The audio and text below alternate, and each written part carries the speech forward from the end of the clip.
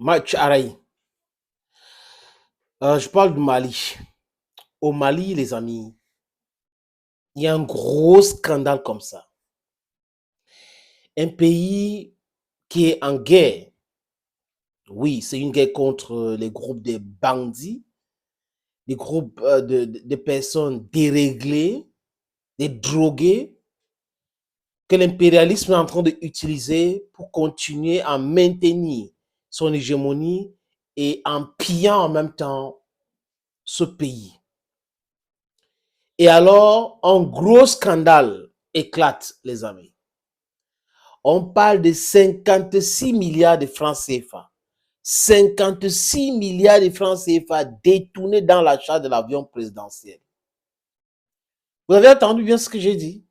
J'ai dit 56 milliards de francs CFA détournés dans l'achat de l'avion présidentiel. Incroyable, mais vrai. Nous sommes, dit-on, pauvres, embêtés et endettés par l'impérialisme. Nous sommes en train de combattre cet impérialisme. Nous sommes en train de pousser à acquérir par la force notre liberté. Mais les gens qui dirigent nos pays continuent de piller. Le pillage sauvage de nos pays. On va acheter l'avion présidentiel et dans cet achat, des gens détournent, les amis. 56 milliards. En fait, ça me fait très mal. On a connu ça au Cameroun. Albatros, vous connaissez ce scandale qui a mené les gens en prison. À quoi donc sert un avion présidentiel? Juste une question pour mieux comprendre. Est-ce qu'on ne peut pas louer des avions de temps en temps quand le président veut se déplacer? Est-ce que c'est nécessaire d'avoir un avion présidentiel?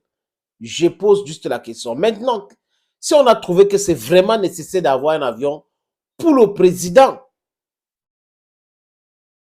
pourquoi est-ce que les gens vont aller jusqu'au point de détourner, d'ajouter, d'augmenter la facture juste parce qu'ils veulent s'enrichir? Ça, c'est la malédiction qui va suivre la famille de ces gens-là pour des siècles et des siècles, alors qu'ils n'ont rien fait. Donc, eux, ceux qui ont fait cela, doivent être punis.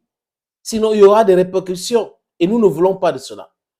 Punissez cela, les amis. Et quand je vous parle de ça, vous comprenez pourquoi il y a eu un coup d'État au Mali en 2020. Oui. En 2020, il y a eu un coup d'État au Mali juste parce qu'il y avait ce mismanagement. Le 18 août, quand les militaires décident d'enlever Ibeka au pouvoir, ça a créé une tollée générale. Oh, les Macron, oh, les Hollande, oh, ce n'est pas bon, c'est un vrai leader qu'on a enlevé. Les vassaux comme Ouattara ont crié au scandale et autres. Ça les arrangeait, les amis. En fait, l'Occident veut des dirigeants comme ça qui vont tout faire pour nous maintenir dans la pauvreté absolue pour qu'ils continuent à nous piller. Quand on a les leaders nationalistes qui prennent l'intérêt de nos pays, qui refusent la corruption, comme ça, ce qui se passe au Mali, au Burkina Faso avec Ibrahim Traoré, ça les fait très mal. Ils vont donner des noms à ceux-là. Par contre, ils vont encenser les Ouattara, les Paul Biya, les Sassou Nguesso, les Ali Bongo étaient encensés, les Patrice Talon. Voilà donc des gens que l'Occident adore. Allez donc comprendre leur point en commun, les amis, et pourquoi on les aime. C'est clair. C'est clair que c'est pour des raisons que je viens d'énoncer. Le procureur de la République, Mamadou Timbo, est en train de prendre les choses en main, les amis. Il est en train de prendre les choses en main. Je vais vous prendre l'extrait de cet article qui est derrière moi. Je ne vais pas afficher cela, parce que je n'ai pas le droit de le faire. Ça vient de Mali W. Il s'est dit, nos estimations provisoires indiquent qu'il y a eu une atteinte aux deniers publics de l'ordre de 56 milliards de francs CFA au détriment de l'État. Les amis, il s'appelle Mamadou Timbo, son journal malien qui rapporte les propos du procureur général. Et c'est pas fini. Le Mali a accueilli le Boeing 737 en mars 2014. En mars 2014, c'est qui le président du Mali, Ibrahim Boubacar Keïta, avec son fils Karim Keïta. Et en 2019, commençons par là, avant le coup d'État, il y a eu les militaires qui ont perdu leur vie parce que ce monsieur ne veut pas acquérir les armes nécessaires pour combattre les terroristes. Il a mis tout sur la main des Français et tout ce que la France lui disait, il disait oui. Les militaires ont donc décidé le 18 août de l'enlever au pouvoir. Oui, Ibrahim Boubacar Keïta a été enlevé au pouvoir. Donc, regardez des éléments. Donc, la corruption de 56 milliards de francs CFA, l'armée qui s'ouvre. Donc, voilà donc les éléments qui ont mis l'essence au feu pour qu'on puisse le dégager comme président dans ce pays. Ibrahim Boubacar Keïta.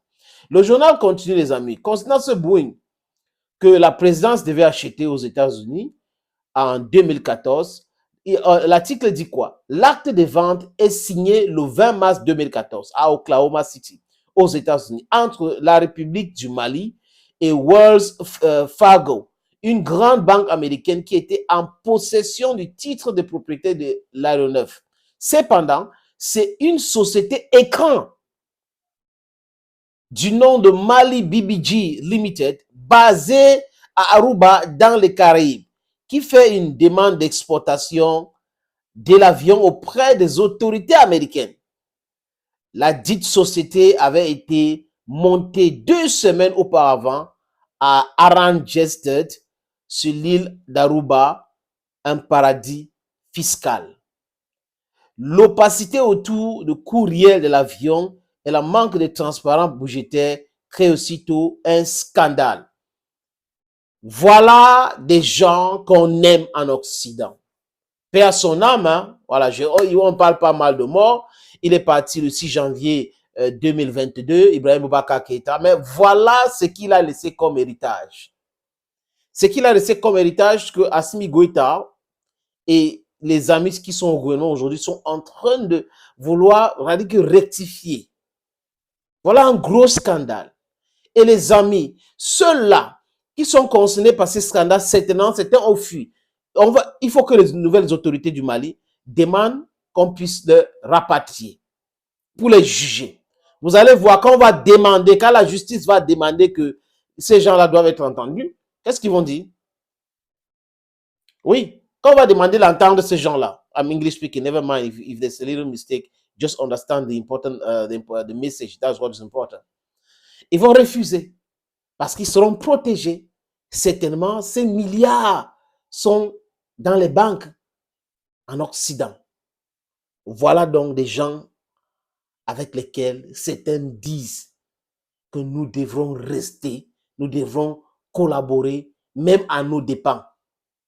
Donc, même si on est en train de tout perdre, il faut toujours rester avec eux, juste parce qu'ils veulent s'enrichir de façon sauvage. Thank you, friends, for watching this other video on this platform. Stay blessed and bye-bye for now.